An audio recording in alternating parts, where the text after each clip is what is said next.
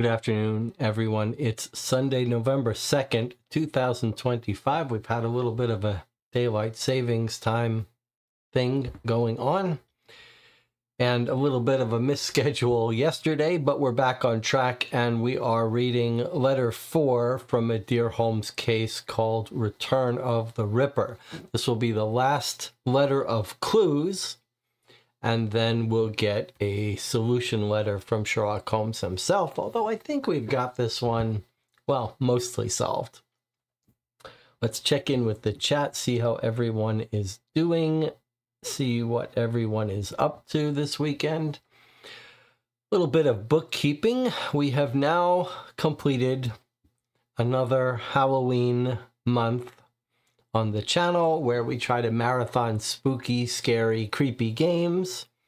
I think we had a pretty successful month, something like 70 hours of live streaming, and we finished our showstopper finale game on Friday called The Root of All Evil. You can see the box there on the shelf. Quite a good game. Quite scary. Took us about 9 hours to get through it. I'll try to record a spoiler-free review of it soon. So streaming will be light for the next couple days as I recover from that October marathon, but you will see me next weekend. Probably will read the conclusion letter of this case, but it's possible that will get pushed 1 week back because for sure next weekend I will be doing a couple of live stream channel update, question and answer, and an update on New York Noir, the Sherlock Holmes consulting detective inspired game that I've been working on for several years, and I have some fun updates to share about that. I think we'll do the live Q&A. Well, I'm not sure which one we'll do first, but I really do hope that you will join me next weekend for the channel update. It is fun to talk to everyone on a stream devoted to interacting and just chatting. If you have questions or ideas or things you want me to talk about, I'd love to get them ahead of time. You can either post them on the Board Game Geek Guild for this channel or send me an email, whatever. What else do we need to talk about? I'll try to catch up on some reviews as well. On Monday, Tuesday, and Wednesday, one of the reasons that I won't be live streaming is that Greg and I are holding our little co-op con. That's our mini convention. Just the two of us spend a few days playing our classic favorites and some new games. So maybe I'll give you a little report on that afterwards. Melissa says we have 2 more letters. Yes. So let me remind you how Dear Holmes works. Dear Holmes used to do 5 letters, 4 clue letters, and then 1 final letter. And in the last year or so, they've branded Dear Holmes 2.0, and now there's only 4 letters per case, 3 clue letters and a solution with slightly longer letters. The case we're playing today is a practice case, meaning a re-release of the original cases that they used to sell. So 5 letters in total. Anything else to talk about before we get started? I suppose the only thing to do is to talk a little bit more about plans in November. One of the games we will for sure be playing in November is Behind Me on the Wall Medical Mysteries Miami Flatline, a follow-up to my 2024 Mystery Game of the Year, Medical Mysteries New York City Emergency Room, or something like that. So 4 cases in that box. It'll take us a week or so to play through it. Maybe we'll do 1 per weekend. I'm not sure. All right. So anything else to talk about before you get started? One more thing. A game that we've been looking forward to very much on this channel for a couple years now just got put onto Kickstarter, and that's The Legacy of East. What is it called? I guess I better give you the right name if I want you to, if I expect you to. If you're interested in it, you'll be interested in the actual name of it. Why do I not remember it ever? I guess it's a little hard. It's The Legacy of something. Legacy of East something.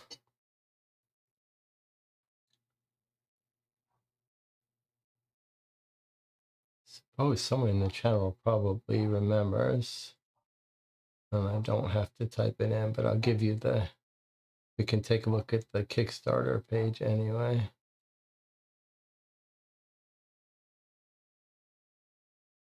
Eastbrook Hills, Legacy of Eastbrook Hills. Okay. The Legacy of Eastbrook Hills is a follow-up game, one of two follow-up games made by the design. Why is it not? Oh my God. This is so ridiculous. Kickstarter told me I was sending too many requests, and that can only be because their website is broken. Okay, Legacy of Eastbrook Hills. Let's take a look at it on Board Game Geek. Okay, so Legacy of Eastbrook Hills looks like a fairly substantial box of cases, and they are written by Sergei Minovich, who designed Mortem Medieval Detective, and which you can see on the wall there, which I quite liked, but wasn't perfect. And then he designed this little standalone horror-y, creepy game spin-off of Mortem. What was that one called? I did absolutely recommend it. So I am very excited to check out the Legacy of to back the Legacy of Eastbrook Hills. I did back it on Kickstarter. There are some reviewers that have at least a prototype copy, and you can watch them playing it. I will not be watching them playing it because I will be playing it on the channel for sure. It looks like a little, maybe Sergei has learned a little bit from his experience with Mortem Medieval Detective, but it looks like a little bit of a more elaborate game. Anyway, we'll be playing that. Maybe we'll be playing that next October.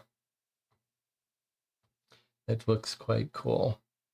Okay, let's get started then today. All right, our latest letter. Now, do we need to do a recap of any sort of our previous letter? You remember that we've got someone that we believe is committing insurance fraud and making it look like he's been killed. However, we have some theories about it. We have some theories that the blood all over the room has been staged, and that the hand and the ear found under the bed was from a dead person.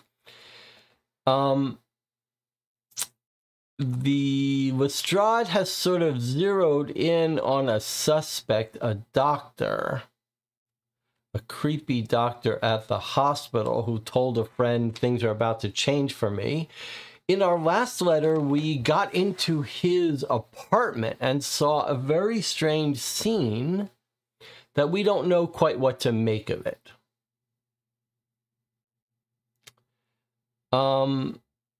let's see. Basically, we broke into his house because we've been waiting for him. Cops have been waiting for him to return to his apartment. He never did. And then, let's see, where do we see? Well, basically in his house are shards of a glass or glasses. Like maybe he was drinking some liquor with someone, and then a hastily packed room. And the theory is that he's fled. He drank a glass of wine to steady his nerve. This is the theory, but was unsuccessful. He dropped the glass, cleaned it up. Someone cleaned up the broken glass. Garbage has been taken out, and it looks like he's fled. And then we've got the introduction of a new suspect, a new character. Lestrade says he's not so sure the doctor's involved. We've got someone else we've got our eyes on. This disgraced doctor who seems like he's mentally ill. This guy, Midthosian. His license has been revoked. But even more interesting is that he admits to have worked with our victim. Mr. Midthosian has been interviewed, and it ends up he had hired Olson on occasion to construct coffins. So now we think maybe the police think maybe Midthosian could be the suspect that killed him, but they're watching him. We're going to question him. They still haven't found his remains. So I suppose our mystery has deepened a little bit, that we've got these two other doctors that are somehow involved in this, what we believe to be insurance fraud. The one doctor at the reputable hospital who's been working there for years is clearly, he's not going to be the killer, but it's possible that our victim Olson was organizing and getting dead bodies from him and making money with some arrangement. But this new person, this crazy, disgraced doctor who's now works with bodies and coffins, is a little more complicated. So it's possible that the Abradan doctor is totally a red herring. We think he owes money to people. He may have just fled town to avoid being caught by the people he owes money to. But this other creepy, disgraced, mentally ill doctor, he seems involved in somehow. Now, on the Discord, there were some interesting theories. And one of the interesting theories is that this guy Midthosian may be Olson, our victim. They may be one and the same person.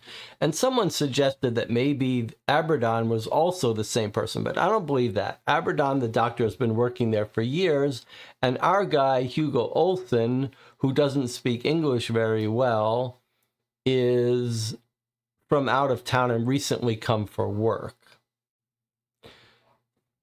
But is it possible that this guy Midthosian is the same guy? Now, what's interesting is they're both of Swedish heritage, I believe we're told.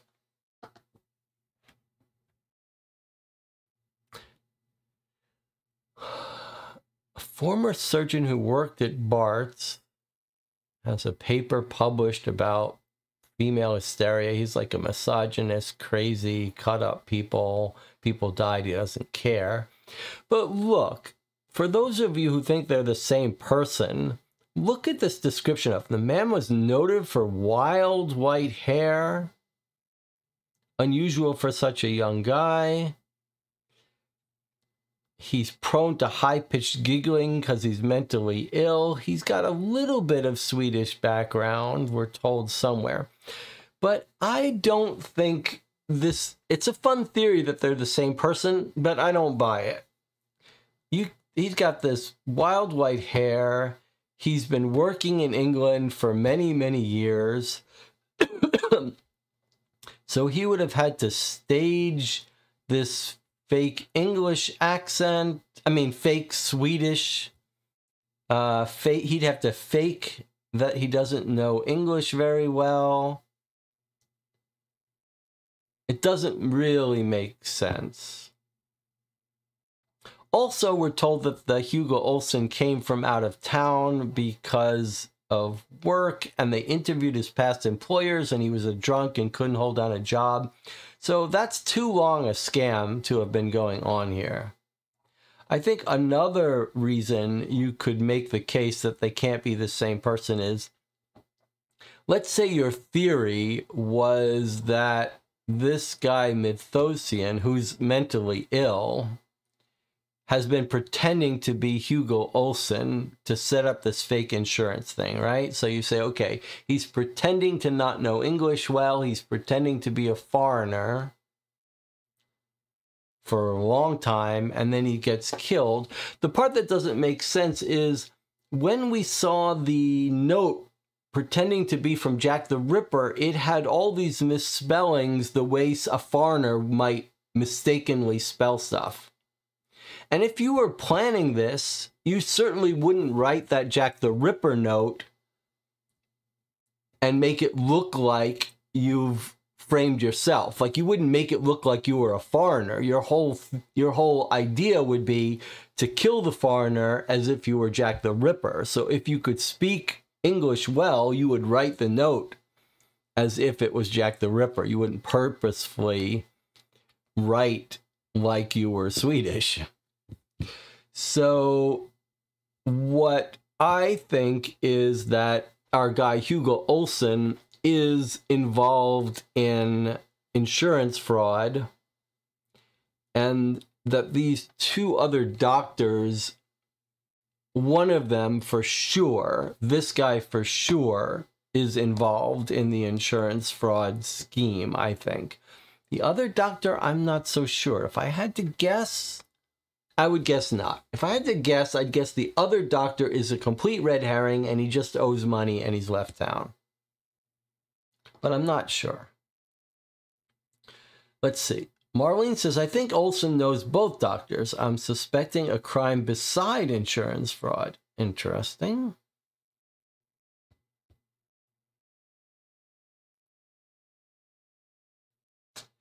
Well, I thought a bit strange was the cut on the hand and ear were professional or neat, but then it was blood spatter all over the place. Do these facts match?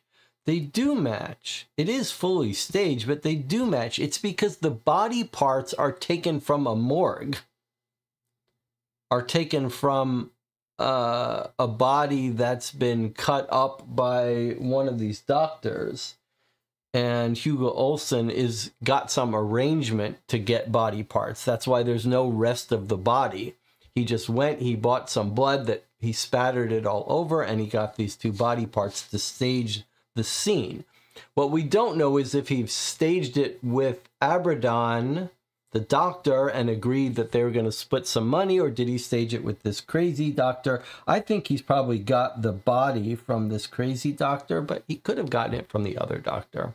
The fact that he's worked with the crazy Dr. Mythosian seems to me like that's the source of the body parts.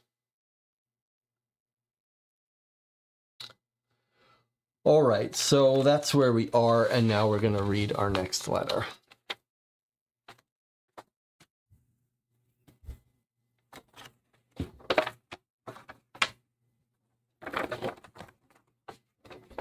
So our last letter was from November 8th. This letter is November 12th. Boy, this is a short letter. Basically 2 pages. All right, well, let's see what we've got here. Dear Mr. Holmes, November 12th, this is Lestrade again. I fear that we have made a grave error, and because of it, the Ripper has struck again. His victim is none other than Mr. Midlothian. Whoa. At approximately 8:30 this morning, Mr. Tempson, a customer of Mr. Midlothian, arrived at Midlothian's funeral home to hire him for an aunt who is on death's door. Tennyson found Midlothian's front door unlocked, and so he entered. He called out to Midlothian several times, and after receiving no answer was about to leave when he noticed that one of the coffins in the front room was slightly propped open. Tennyson opened the coffin wide and discovered the body of Midlothian. His throat was slashed, and a long knife was sticking out of his gut. Tennyson found a constable and afterward got back to the station. I was dispatched with a team to investigate. We discovered the body as Tennyson described it. However, he missed a key detail. Knifed to Midlothian's body was another Ripper letter. The note read, "Dear Boss, I told you I would give you the bloody knife that carved up the foreign fellows. No time to eat this one. Wait a while longer. I want more like him." This note was not signed. We then searched Midlothian's rooms. He lived in the first floor above his business. We were shocked to find hanging from the walls of the bedroom many of the newspaper clippings of the Jack the Ripper killings. They were framed and well preserved. We also found buried under some of his business papers a scratched out note which reads, "I need your help. The police are on to me." There is no indication for whom the note was intended or why it was scratched out. Perhaps it was the start of a letter. This discovery leads to more questions than answers. Had we discovered Midlothian alive, he would have been our prime suspect. But now he's another murder victim, most likely because he also had foreign blood.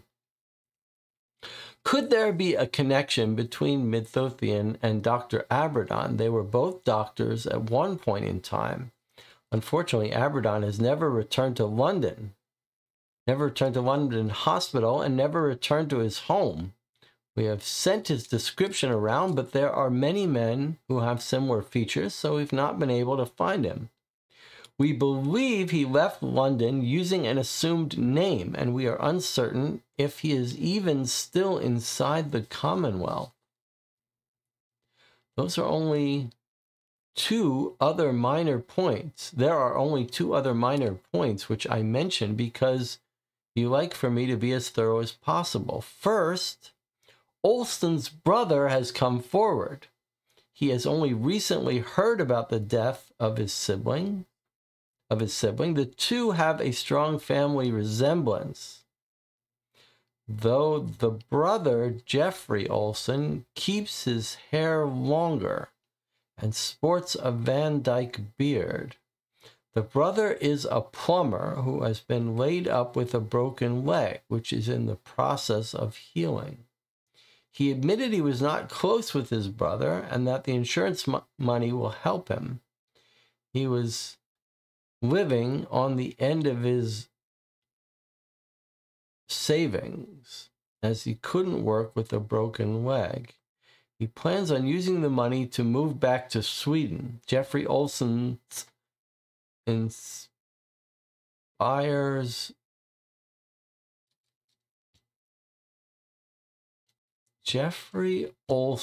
injuries eliminate him as a possible suspect in this case. He couldn't have committed the murders hobbling about on crutches. Mr. Holmes, I now believe this case will remain unsolved. Perhaps Dr. Abradan will turn up with some answers, but I have a feeling that will not be how events turn. If you're able to add any insight to all I've reported, please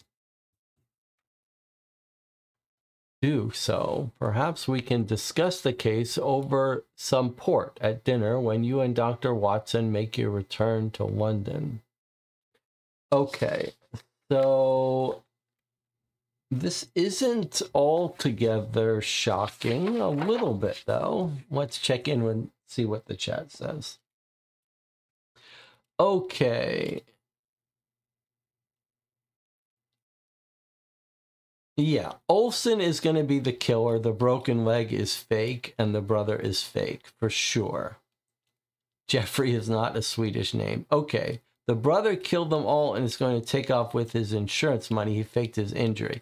Yeah, okay. So I think what we've got here is that Olsen's brother, Jeffrey, is Olsen, right? He's Olsen in a fake cast and fake beard. Although, how do you fake longer hair?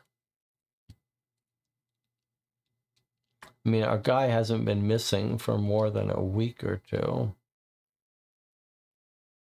Not so easy to fake long hair back in the 1800s. I suppose it doesn't really matter if it's a real brother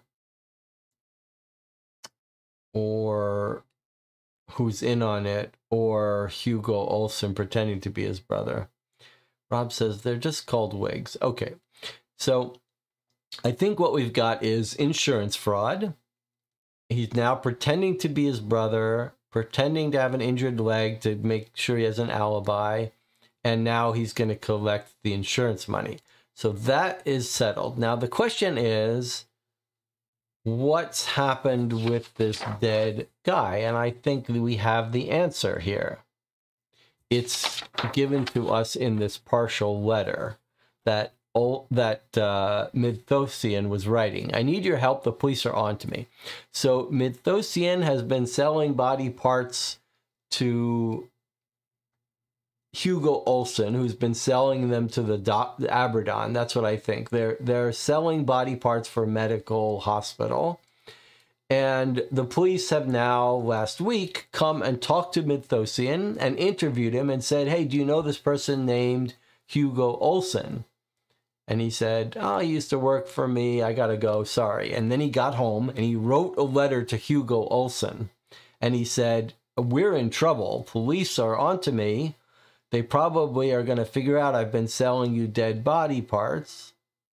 And Hugo Olsen has said, I guess I need to kill Midthosian because he's going to give me up to the cops. So he has met Midthosian in his office. He said, okay, I'll come, we'll talk about it. And he's killed him. And then he's left another fake note. He's like, I can kill two birds with one stone. I killed this guy who the cops were going to get to tell I was involved in illegal stuff. And I make it look like the Ripper's back and everything's good. Midlothian, not Midthosian. Well, Midlothian is certainly easier to pronounce with the L. So that's my theory. Then it's insurance fraud, and the brother is really Hugo Olsen.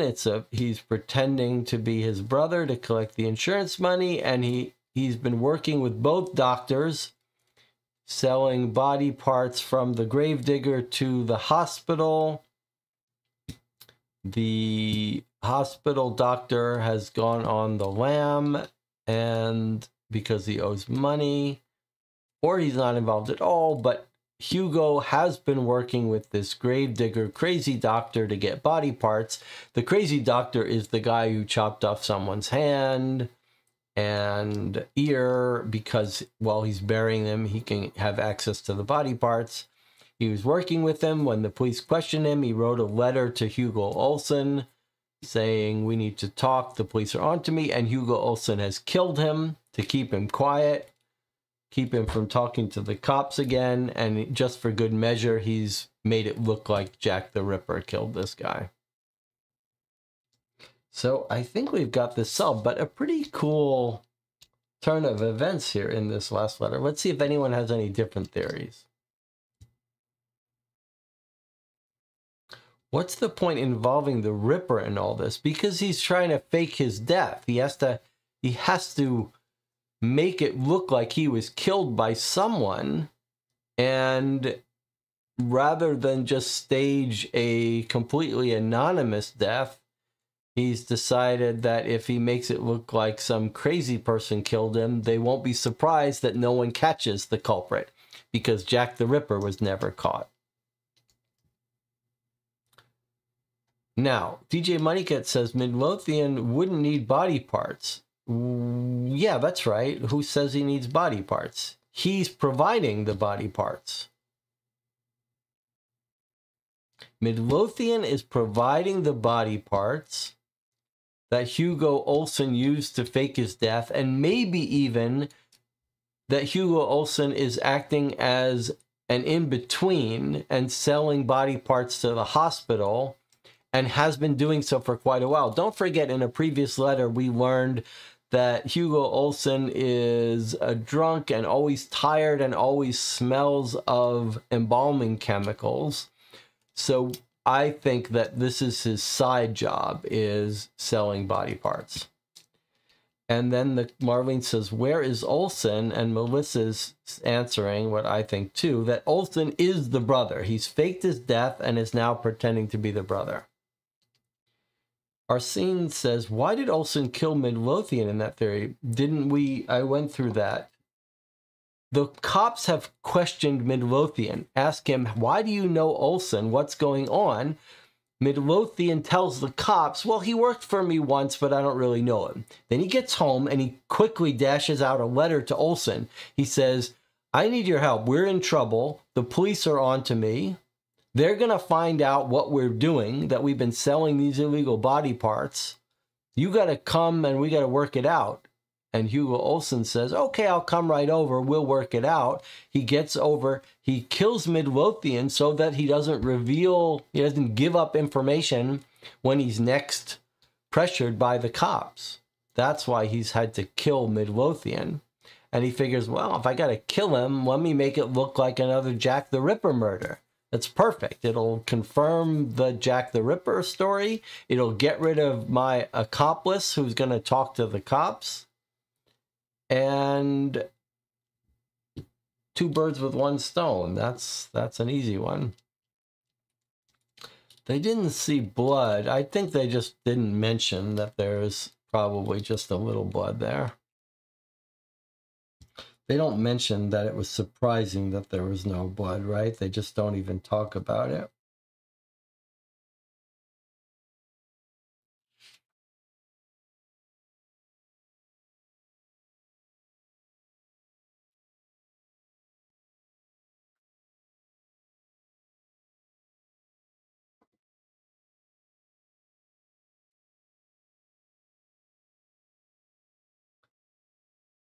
I mean, I don't think there's anything fishy about blood here. He's killed, they cut his throat, they see the blood on his throat, he's got a knife stuck in him. Nothing strange nothing fake about his death. Midlothian may be the only real murder. That's right, Midlothian is the only murder. I don't think anyone cleaned up. I think the letter just didn't discuss it. The cops would have said if there was blood, if there was no blood, if there was suspiciously cleaned up. They don't mention it. I think they just left out the details of it. He's bled exactly what you would expect for someone who got his throat cut and a knife in his belly.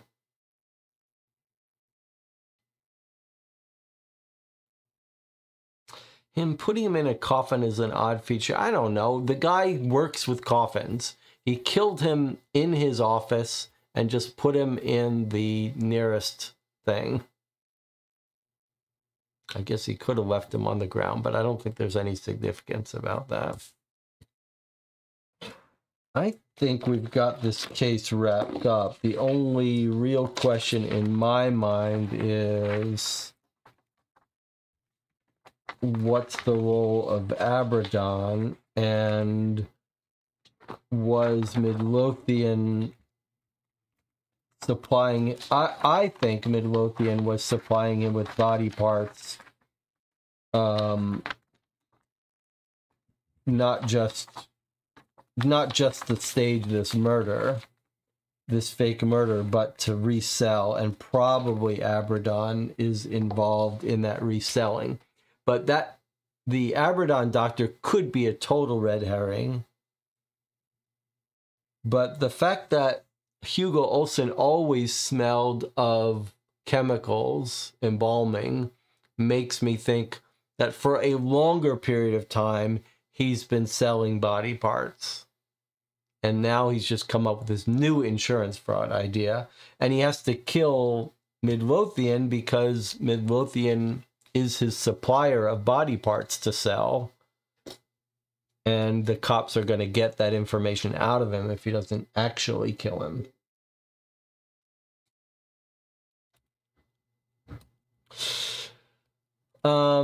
Melissa says, well, the Ripper did seem to pose some of the scenes. Maybe that's why he put him in the coffin, just to make it look more crazy. DJ Moneycut says, what's the explanation for the disappearance of Abaddon and his disguise kit? That is a very good question. That is a very good question. That was the weird thing going on in the Abaddon's room. We found a professional disguise kit under the bed of Abaddon's apartment. That's a great question. How do you explain that? I guess that's a very good question. I can think of two possibilities. One is that it's Hugo Olsen's kit.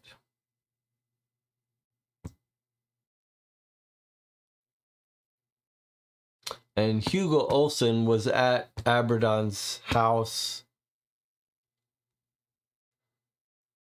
and put that there.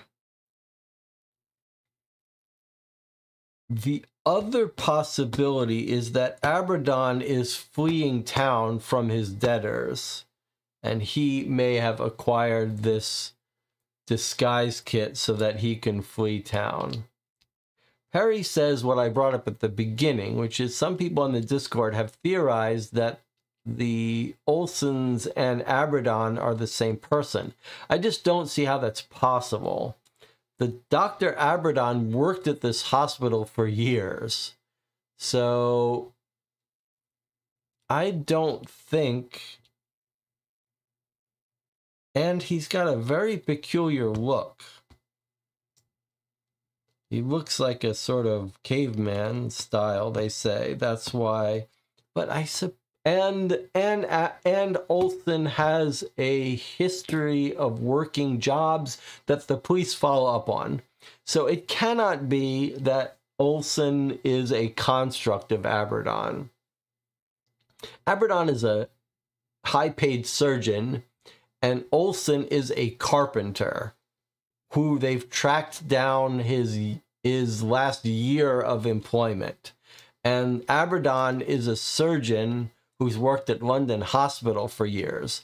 So they are not the same person. Cannot be. Disguise kit means someone is impersonating someone. I think that it may just be that it's the disguise kit belonging to Hugo Olsen, and he was hiding out in the doctor's place with the doctor, or that the doctor has acquired this so that he can flee without his debtors finding him. Rob thinks Abaddon is Olsen. I just don't see how that works with the evidence we have of the past work histories of the two of them. It's just not feasible. Remember that Abaddon owes money, and he's been seen with his debtors. and then he's disappeared. So I don't see it. But I will be curious to read what Abradan's role in all this. Marlene says stabbing is a hate crime. Well, remember, this is 1800s. It's not so easy to just go shoot someone. This is not a hate crime. This is killing someone to shut them up and stay and make it look like the Ripper is back. DJ Moneycut says Abradan said his troubles were over. He shouldn't need to flee. That's a good point, except that if Hugo Olsen has come to, if he gets word the police are asking about him and he realized they're going to catch him having done buying and selling of dead bodies, then maybe he does have to make a run for it. Melissa says the Ripper cut people, so he had to make it look that way. I think that's right.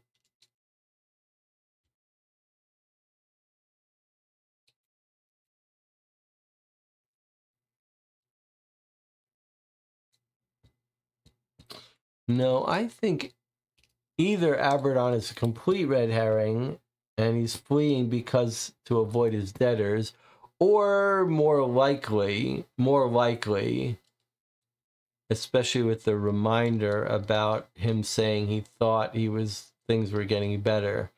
I think he must be working with Hugo Olsen buying body parts, that he's involved in that ring, and now he has to flee.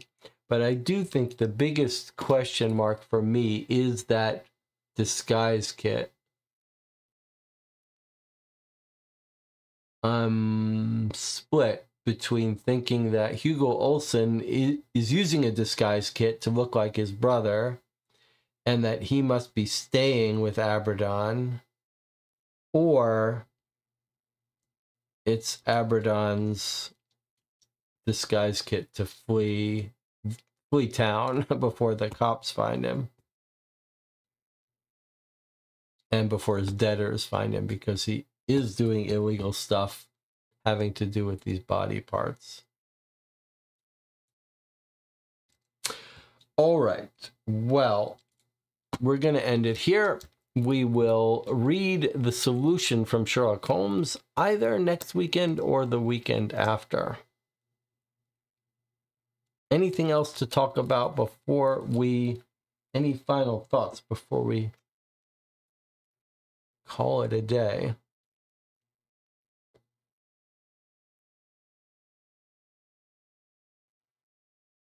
Do we want to get into the habit of playing a game of 3 secrets every Sunday? I don't know if that's pushing it, but maybe we can play one quick game.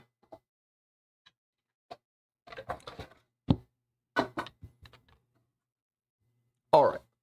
Everyone knows how this goes. We've done these. Okay, so here's our new case. We found the green ones. Let's do a random one. Okay, let's do this one. An orange, so a little bit harder. All right, we've got someone named Christian. He's got 3 secrets related or symbolically illustrated by these 3 things. And let me read the answer here.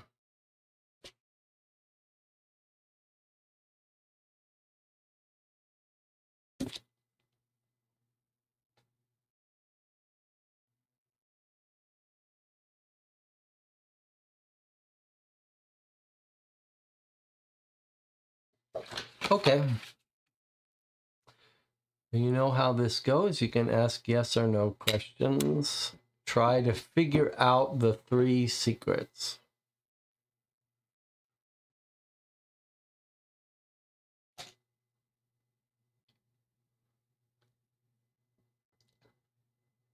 What is the red on him? Yes, it's his It's just his pocket, I think.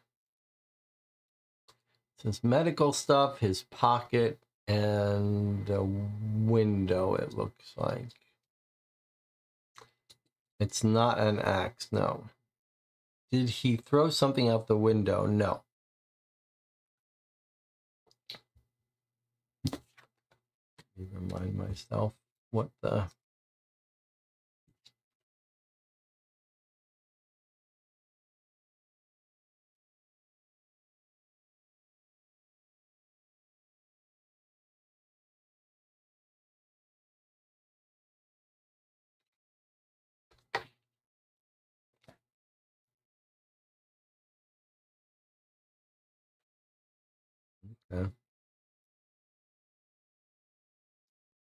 Is the guy kneeling a real medic? Yes. Did he climb in the window? Ooh.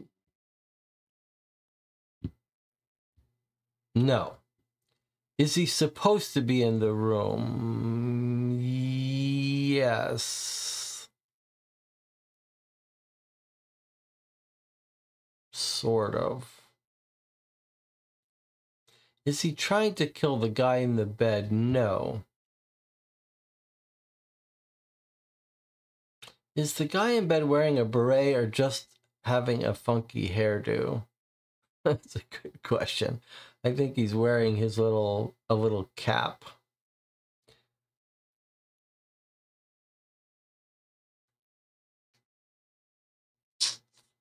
I think remember not to get too hung up on the details of the picture. Did Christian steal something? Yes. Is he stealing drugs? No.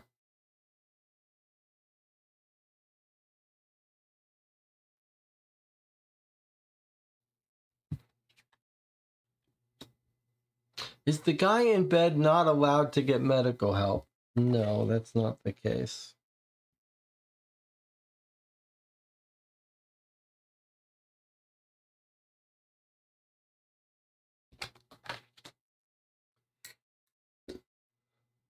Did Christian put something in his pocket?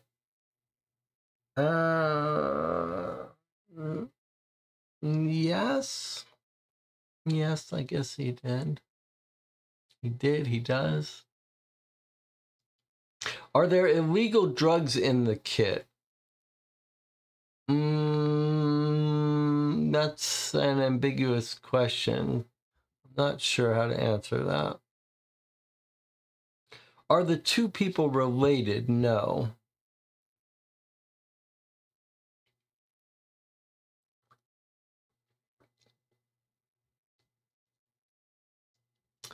Don't get too hung up on the pictures. Don't get too hung up on the specifics of the pictures. It's almost like you can forget that the picture is here and just try to solve what's going on with someone named Christian and almost ignore the picture. Did Christian inject or give the man in bed some meds? Yes.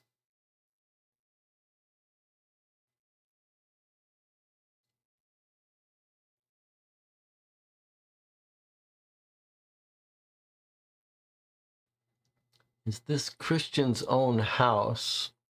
No.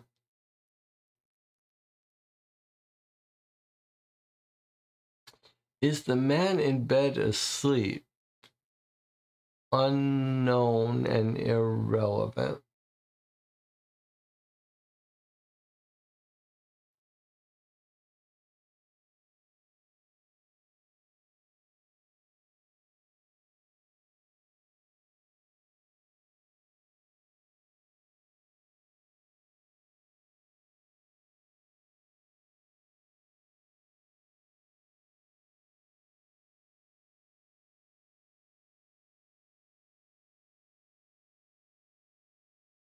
Did Christian try to help the man in the bed?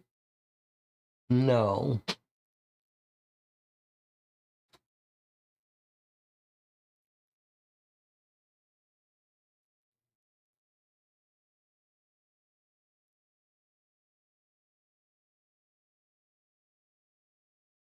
Is Christian stealing things from the man in the bed? Yes.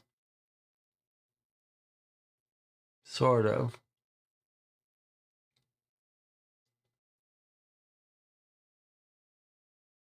Is the guy in the bed alive? Yes.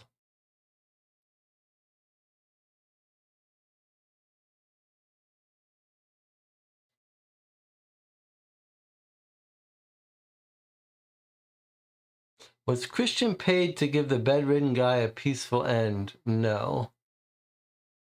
Did he steal blood from the guy? No. Does the bag belong to the man in the bed?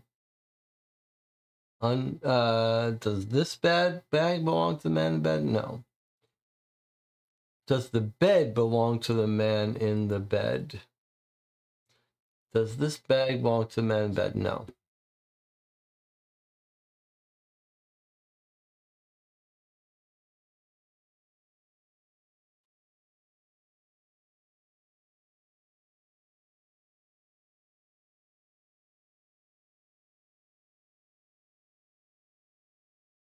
Is Christian stealing the man in the bed's pain meds and selling them? No.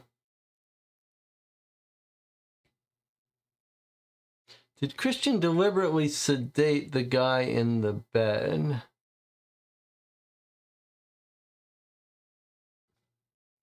I guess that's sort of like assumes facts not in evidence. So I guess unknown and irrelevant. Is he stealing the man's jewelry? Unknown.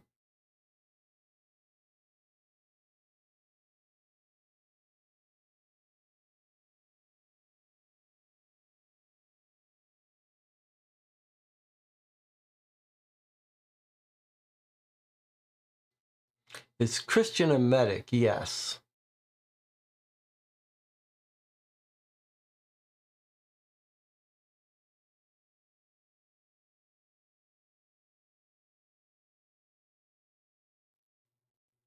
Does anyone else know Christian is in the room with the bedridden guy? Unknown and irrelevant. Is he looking for the man's will? No.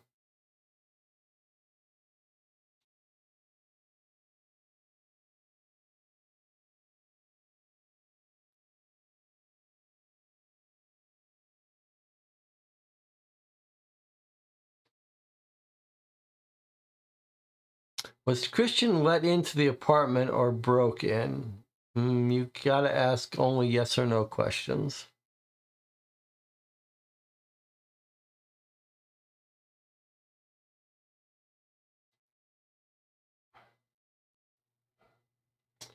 Is Christian there because someone called him? Yes. Is the man hiding from someone? No. Did he break in? No.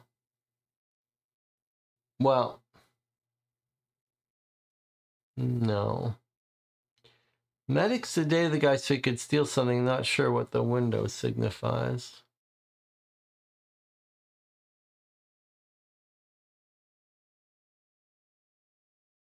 I didn't say he sedated him.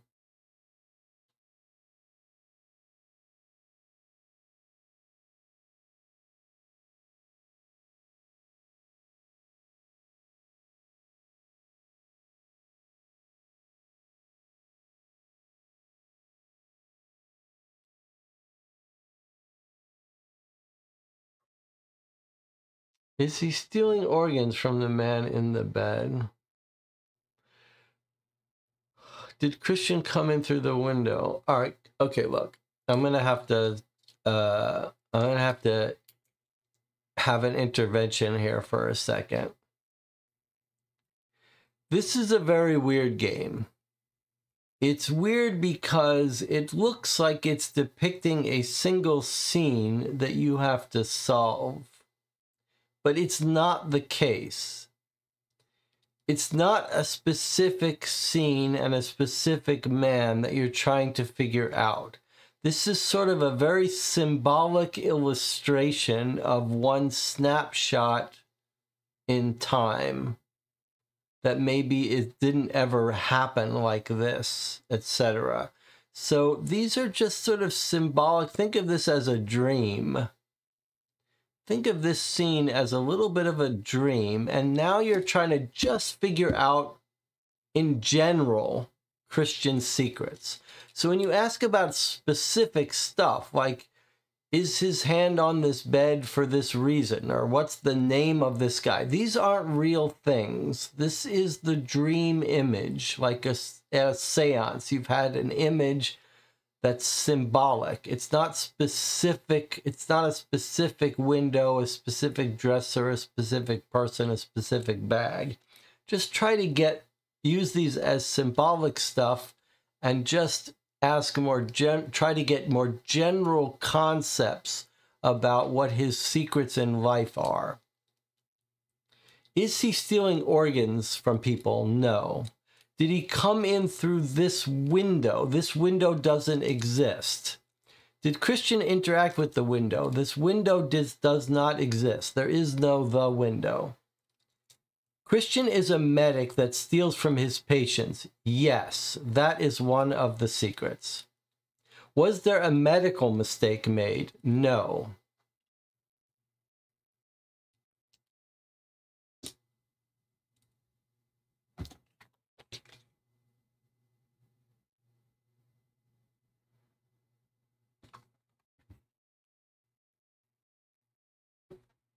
There is no spoon, only the concept of a spoon. Yes, exactly.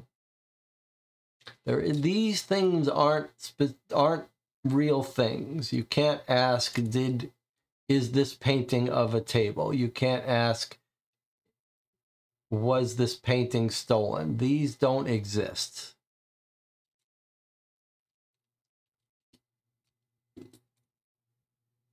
Are we in the Matrix? In a way, we are here. We're on the YouTube Matrix. Is Christian trying to cover the medical mistake? Is Christian trying to cover a medical mistake? Is Christian trying to cover medical mistakes? No. One secret is found. He is stealing from his patients. Yes, you found one of the secrets. He is stealing from one of his patients. Is Christian hiding something? You mean, is he... I mean, he's hiding his 3 secrets.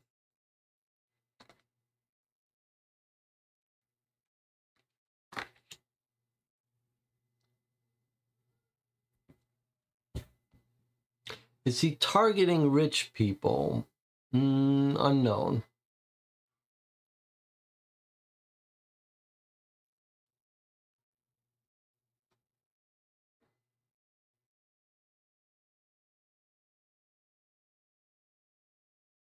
You can see one of the fun things about these games, whether you're playing Crack the Case or Black Stories or this one, is the mind gets stuck. And it's almost like these pictures are a trap. They're sort of a trap that lures your mind. You think they're giving you help.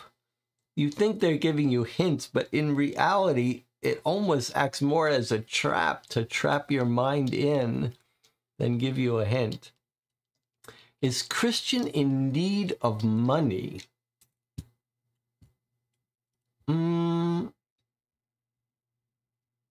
Unknown, but maybe not. Did he drug the victim to facilitate his theft? Yes. Is he only stealing from people he knows? No.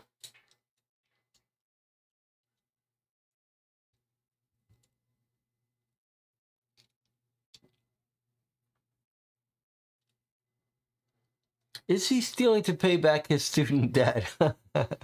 No, he's not.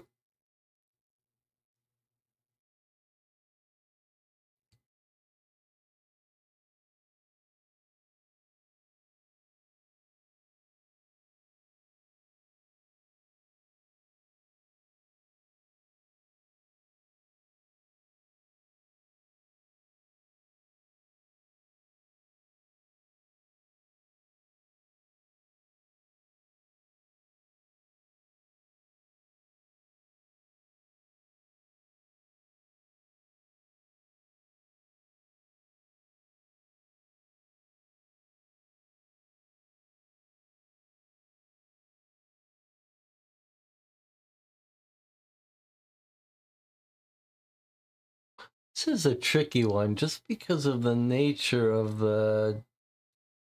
what it wants you to figure out.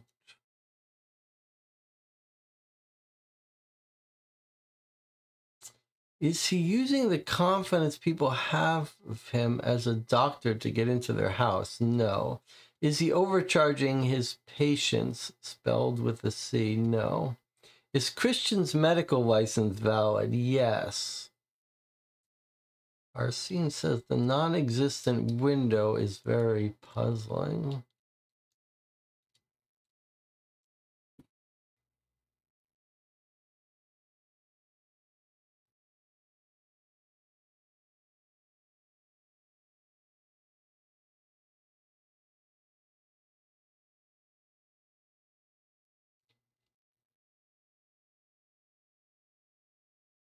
Is Christian being blackmailed? No.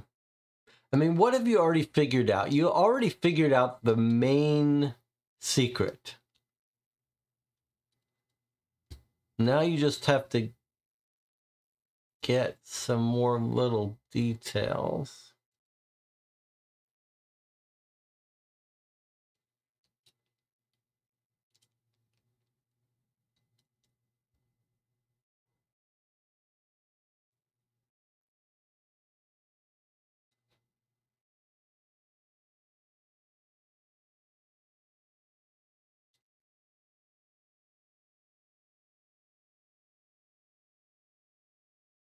He's supposed to guess why he's stealing. I think we need a hint. All right, let me, so I can give you,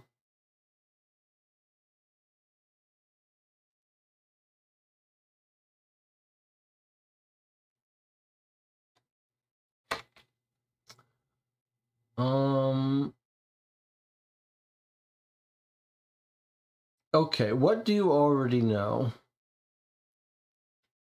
And then I'll give you a hint about what the game wants you to figure out.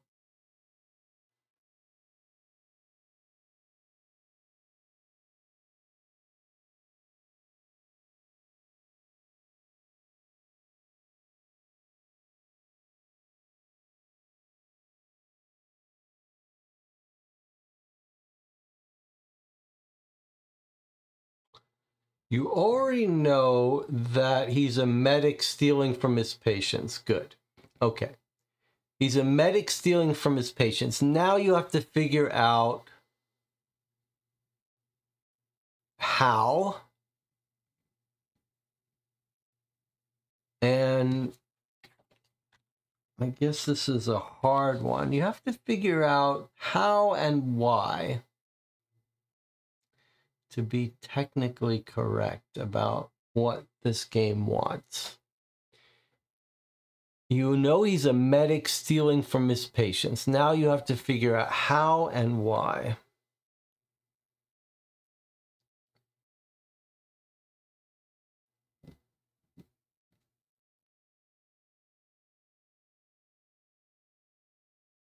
He throws the loot out the window. Unknown and irrelevant.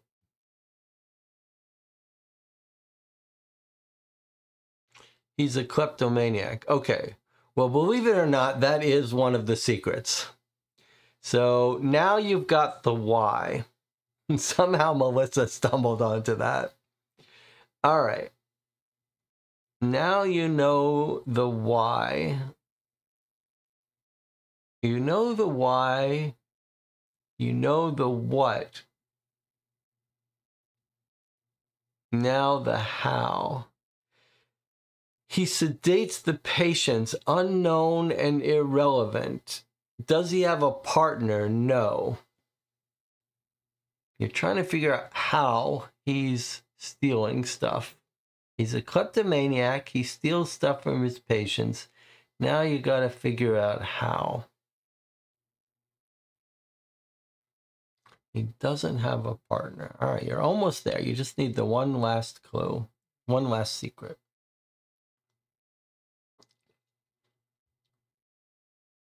You almost got it. Does he hide the loot in his medical bag? No. Is he palming jewelry when performing medical acts? No. Is he putting it in his medical bag? No.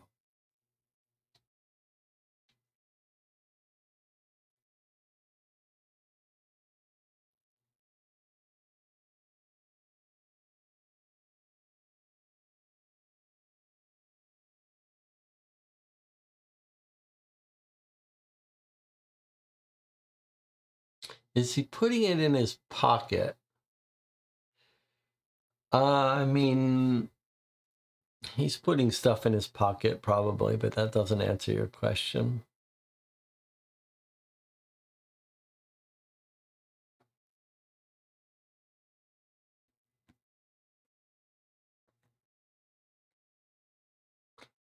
How are the images supposed to tell us he's a kleptomaniac? The image isn't supposed to tell you anything. Don't get focused on the image. Is he using the stethoscope to open safes? No, he's not.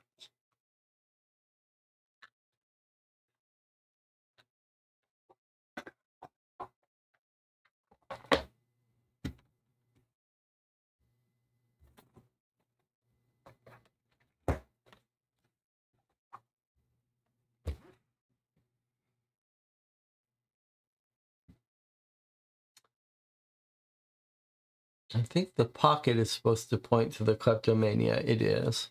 Does he take silver spoons from the kitchen? He might. Unknown, irrelevant. That does not tell you how he's doing this. Don't focus on the image. That's easy for you to say. It's the only thing we have to go on. It's true. It's a trap, though. It is a trap. Just pretend this wasn't here and try to and think about what you know. You know you've got a medic stealing from patients. Now ask questions to try to figure it out without looking at this. Is he swallowing small things and then poop them out later? No.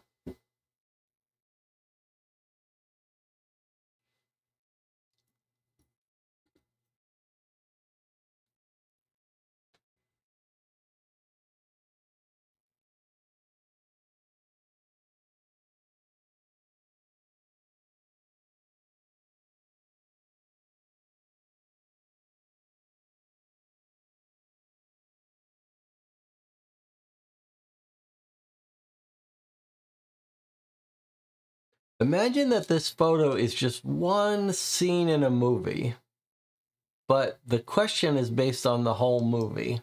Don't get wrapped up in this scene.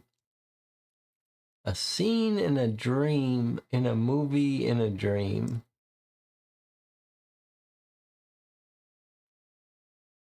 Like an Inception. There's no hiding things in orifices, no. Is he the psychiatric hospital? I don't know what that means.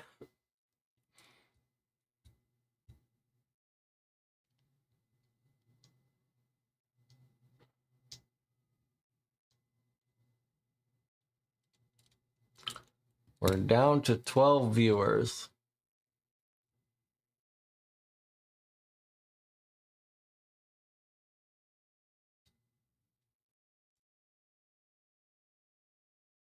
Did he unlock the window so he could come back later? Yes, he did.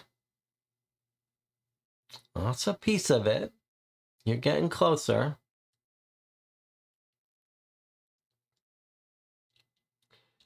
Does the person in bed have injuries? Unknown.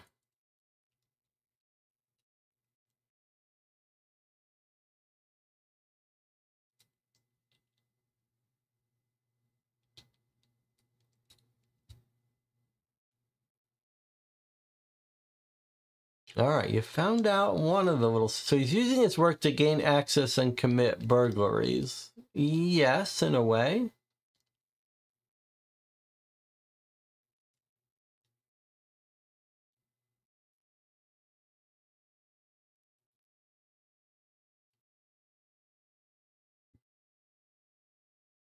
You're getting pretty close.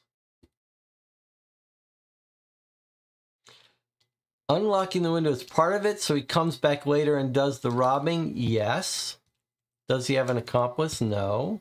Does he drug the patient so they have to go to the hospital and then come back and steal from them once they go to the hospital?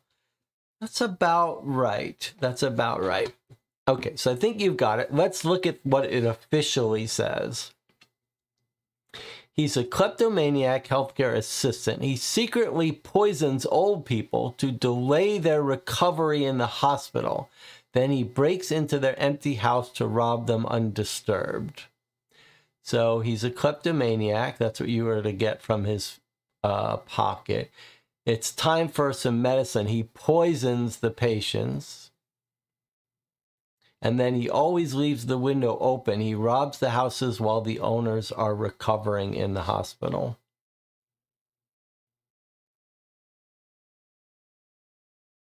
So remember that if you were to play this game officially, at a certain amount of time, I could give you these clues. So I could say, like, his pocket, he's got everything in it. Or his bag, I could say it's time for some medicine. Or the window, I could say he always leaves the windows open. But we in general don't do the hints.